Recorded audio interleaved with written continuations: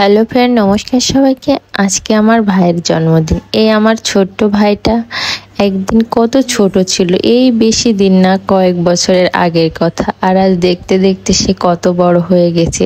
আর আজকে এই যে তার জন্মদিন, এই দিনের সাথে কিন্তু একটা সুন্দর একটা গল্প আছে। আমার ভাই যেদিন প্রথম হয়, ও রাতের বেলায় হয়েছিল। আমি মামার বাড়ি ছিলাম এবং ও মামার বাড়ি হয়েছিল।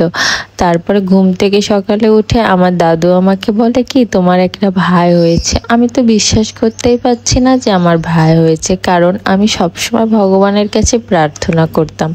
আমি কলা গাছ, নারকেল গাছ, তারপরে তাল গাছ, আমাকে যে যা বলতো আমি সবই শুনতাম। বলতো ওখানে বসে ভাই চাইলে ভাই পাওয়া যায়। আমি এতটাই ভাই পাগল ছিলাম। আমি এমনই করতাম, সব গাছের তলায় বসে বসে বলতাম কি, আমাকে একটা ভাই দাও কলা গাছ, আমাকে একটা ভাই দাও। ঠিকই আমি সেদিন বিশ্বাস করতে পারছিলাম না ঘুম থেকে উঠে যে আমার একটা ভাই হয়েছে। আমি দৌড়ে ঘুম থেকে উঠে যেয়ে দেখি সত্যি আমার ভাই হয়েছে।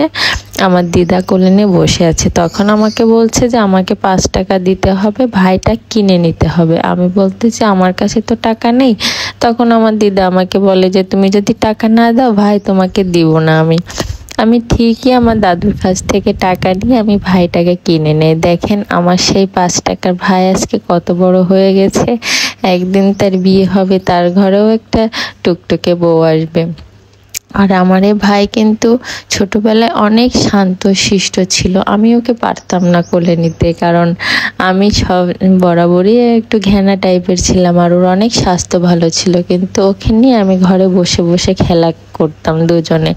আসলে এইসব দিনগুলো যদি আবার ফিরে পাওয়া যেত, সত্যি অনেক বেশি ভালো লাগতো। আর সব থেকে এখন জীবনে একটাই আফসোস হয় যে ভাই, তুই দুনিয়াদারিতে আসলি কিন্তু একটু তাড়াতাড়ি আসতে পারলি না, তাহলে হয়তো বা আমাদের ছোটবেলার মধুর স্মৃতিগুলো আরো বেশি মধুর হতো, এমনটাই মনে হয়। ও আর আমি যেহেতু অনেক বছরের আমাদের বয়সের পার্থক্য রয়েছে, এই জন্য ওর সাথে তেমন কোনো সময় আমি কাটাতে পারিনি।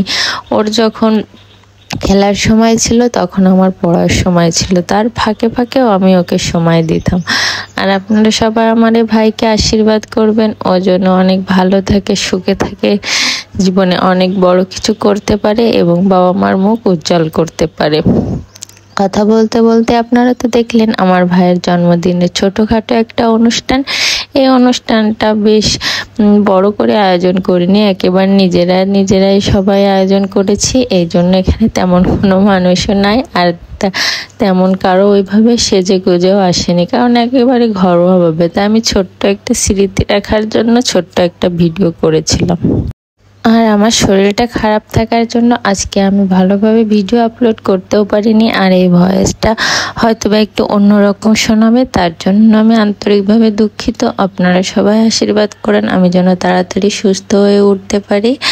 আর আমার ভাইকেও আশীর্বাদ করবেন। আর আমার এই ভিডিওটা কেমন লেগেছে অবশ্যই কমেন্ট করে জানাবেন। আর আপনাদের ভালোবাসায় আমার আর একটা স্বপ্ন পূরণ হয়ে গেছে এই আইডিতে। যারা আমাকে এত সাপোর্ট আর ভালোবাসা দেন তাদেরকেও অনেক অনেক ধন্যবাদ। আপনারা আমাকে এইভাবে সাপোর্ট আর ভালোবাসা দিলে আমার আস্তে আস্তে সব স্বপ্নই পূরণ হয়ে যাবে, কারণ আপনারা আমাকে সাপোর্ট না করলে আমার পক্ষে কখনোই সম্ভব ছিল না এত দূর এগিয়ে আসা। ধন্যবাদ সবাইকে ভিডিওটা দেখার জন্য।